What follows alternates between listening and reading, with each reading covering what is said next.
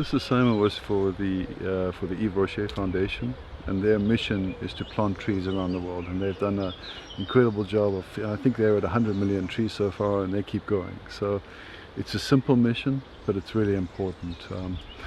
I went to Ethiopia for them. I think it was for 10 days.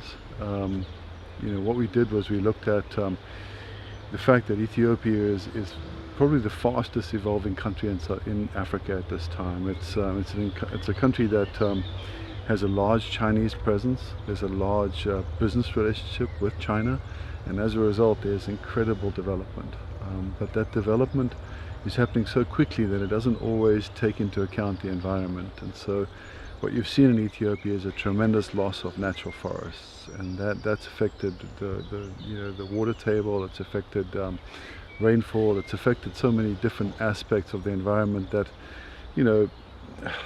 are not really being thought about while people are developing so quickly. So what we looked at was some aspects of that development.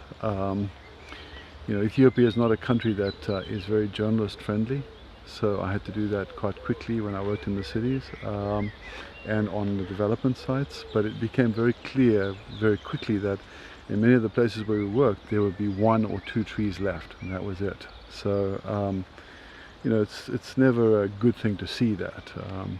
At the same time, when a nation is concerned with progress and is concerned with coming into the 21st century, there are many good reasons for that too. So it's about finding a balance, and where we find a balance is with Green Ethiopia, which is Rocher's partner in Ethiopia, where these organizations very simply sponsor certain communities to grow trees and replant areas that have been depleted as a result of development or desertification.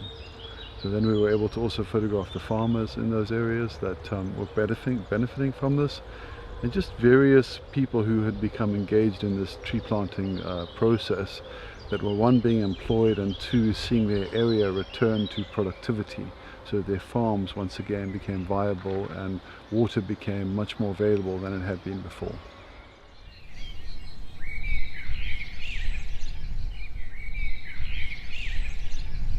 A lot of NGOs come to Africa and they ignore the advice of the local population, and they forget to involve local communities, and often they fail as a result.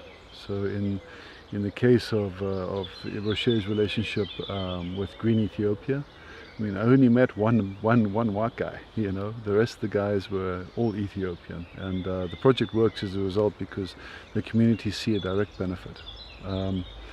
As far as NGOs in general working in Africa, I'm always going to advise community involvement. If you can bring in local people who have a stake in what you're trying to achieve, you're much more likely to be successful. If you're arrogant enough to ignore those people, then I think in 90% of cases you're doomed to failure.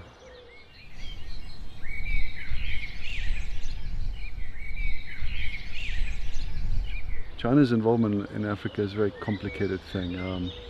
Previously, you used to see a lot of loans from the World Bank, from the IMF, etc., and those loans had their own problems. But generally they meant that a certain amount of money had to go to education, to hospitals, to defense, to upliftment. It was more widely spread out. But a lot of the loans from China, I'm not sure if it works the same way. The bottom line is that China, at a time where the US is in decline and is in tremendous debt, China has tremendous surplus, and they've been very smart about how they're spending that. But they, to a large extent, have come to own many of the assets of Africa as a result. The difficulties with that is that while you want to respect a nation's will to see progress, you also want to see respect for the environment and for conservation, and those are not values that have traditionally been held very highly by the Chinese. So the dilemma is to seek progress, but at the same time to conserve, and doing that involves communication. And sometimes the pace of development is so fast that you don't have time for proper dialogue because it's not considered a priority. But as you can see with just a very simple thing like deforestation, if you remove the trees, you remove the water table. If you remove the water table, no one can farm, nothing grows. Then you have deserts, and you know, we're seeing that in a lot of parts of Africa right now. There's destruction of habitat, and a lot of it's completely avoidable. You know, the Chinese have a wonderful long-term view to things. They think 50 years, we think 5 years. So I would just like them to see them come around to thinking 50 years ahead in terms of the environment as well as resource extraction, because I think it's possible for everyone to be successful. I don't think we have to see a great loss in the environment in order for that to happen. I don't. Anyway, that's kind of my take on the Chinese, you know, Chinese in Africa at this time.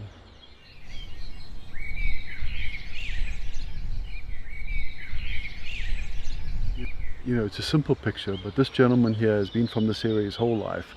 These hillsides that are around him were desert before. And then the Rocher Foundation came in with Green Ethiopia, and they've replanted this entire area, you know, and they've done it in a relatively short space of time. But as a result, he says that his farms are more productive, water stays in the area, it doesn't just drain into the soil and disappear. And now he's a guardian of this area, so he prevents people chopping down trees. He sees his job as a protector, and I think he's 74 years old. So, you know, to see pride at a local level in these communities, it's always a great thing, you know, because as I said earlier, if you disregard these communities, there's a certain arrogance to that. So really working with them and seeing cooperation with the elders in those communities, that's the key to to conservation success, whether it's trees, whether it's animals, you know, one day it'll be people.